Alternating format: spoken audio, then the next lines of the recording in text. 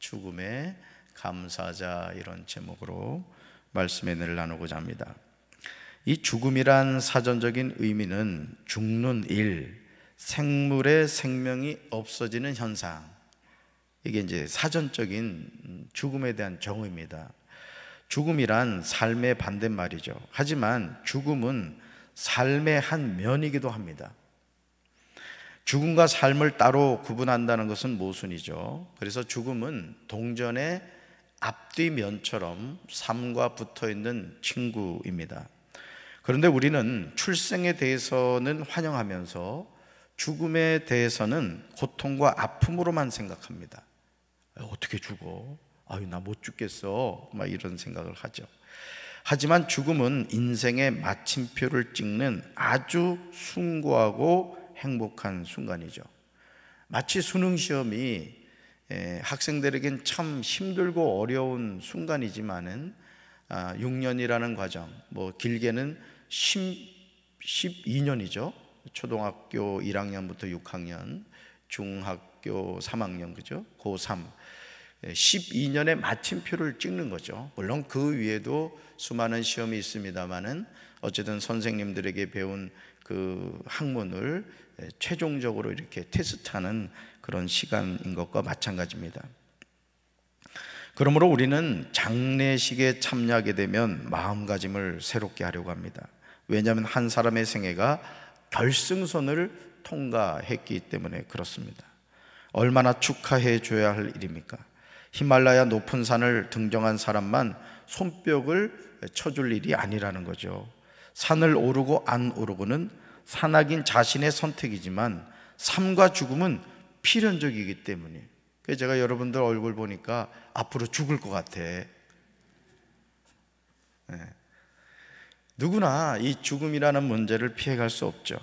바울은 자신의 마지막 서신인 디모데후서 4장 7절과 8절에서 이렇게 고백합니다. 우리 같이 읽습니다. 나는 선한 싸움을 다 싸우고 달려갈 길을 마치고 믿음을 지켰습니다.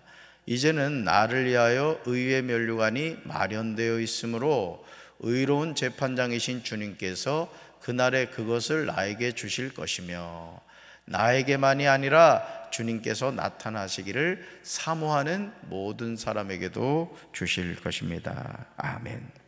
얼마나 멋진 고백입니까? 저는 저와 여러분이 죽음을 앞둔 시점에서 이런 고백을 할 수 있게 되길 주님의 이름으로 축원합니다.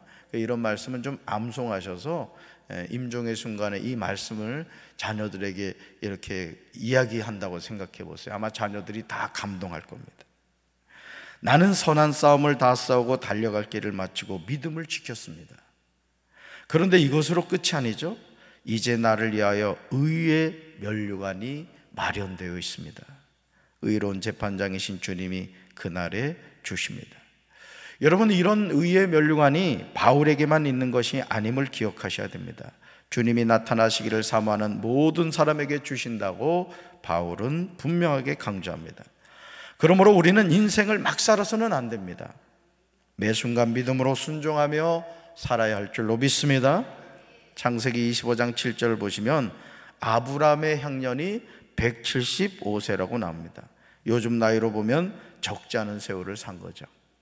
사랑하는 아내 사라는 아브라함의 나이 137세일 때, 즉 사라의 나이 127세에 죽었습니다. 그러니까 아브라함은 아내 사라가 죽은 이후에도 38년을 더 살았던 거죠.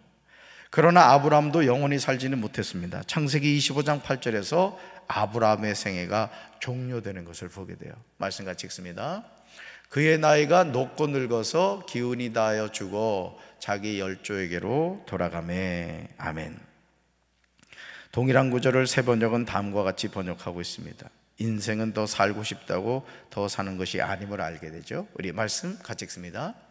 아브라함은 자기가 받은 목숨대로 다 살고 아주 늙은 나이에 기운이 다하여서 숨을 거두고 세상을 떠나 조상들이 간 길로 갔다. 아멘. 우리 삶이란 아브라함처럼 자기가 받은 목숨대로 다 사는 거예요. 어떤 사람은 20년, 어떤 사람은 40년, 어떤 사람은 60년, 어떤 사람은 80년, 어떤 사람은 100년 뭐 이렇게 되죠. 그러니까 주님이 우리에게 허락하신 생명의 때를 우리가 살아간다는 거죠. 우리의 삶이란 아주 늙은 나이에 기운이 다하는 겁니다. 우리의 삶이란 숨을 거두고 세상을 떠나는 거예요. 이미 우리 조상들이 그 길을 먼저 갔습니다.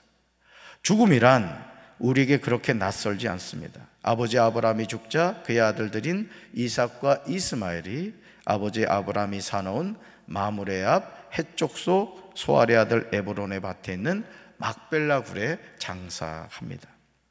막벨라 굴에는 38년 전에 죽은 아브라함의 사랑하는 아내 사라가 장사되어 있었습니다.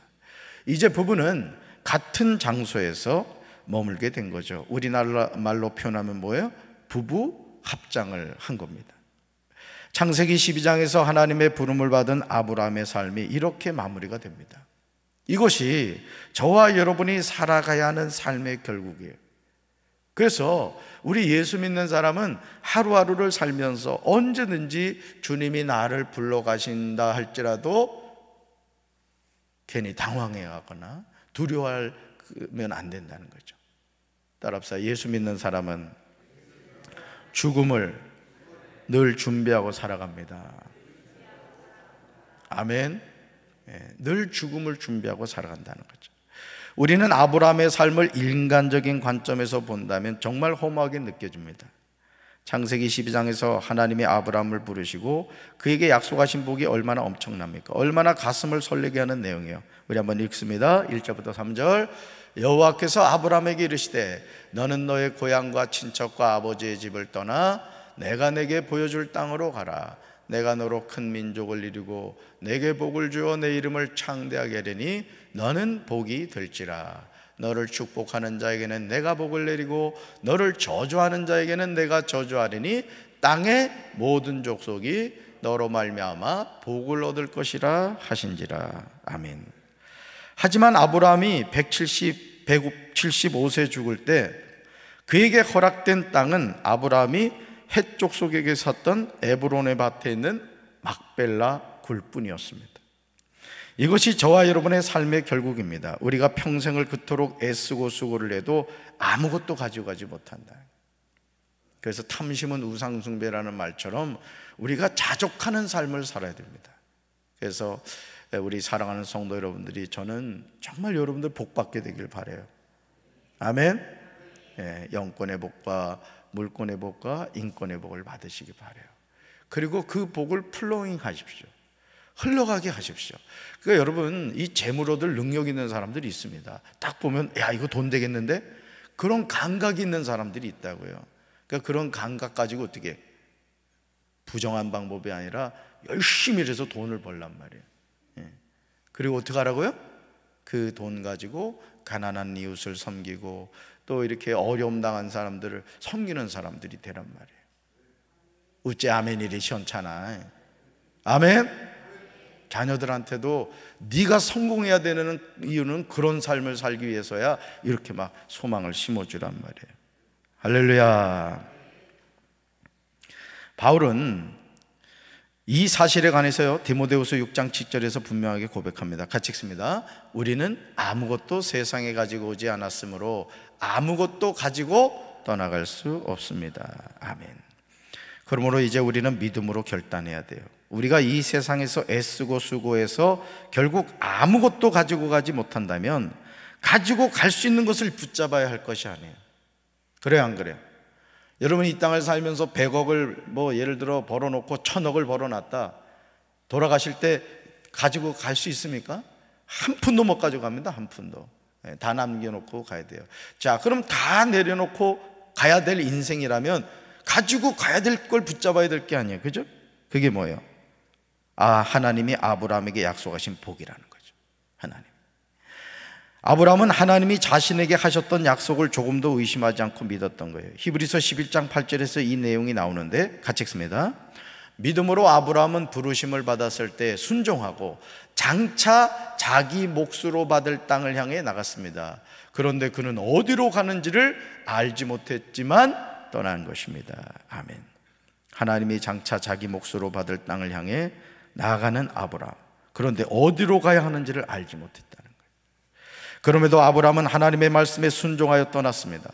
히브리서 기자는 이런 아브라함의 무모하게 보이는 행동을 참된 믿음이라고 말합니다. 그러니까 여러분, 하나님이 우리에게 어떤 것을 말씀하실 때는요, 정말 믿음이 없이는 순종할 수 없는 거예요.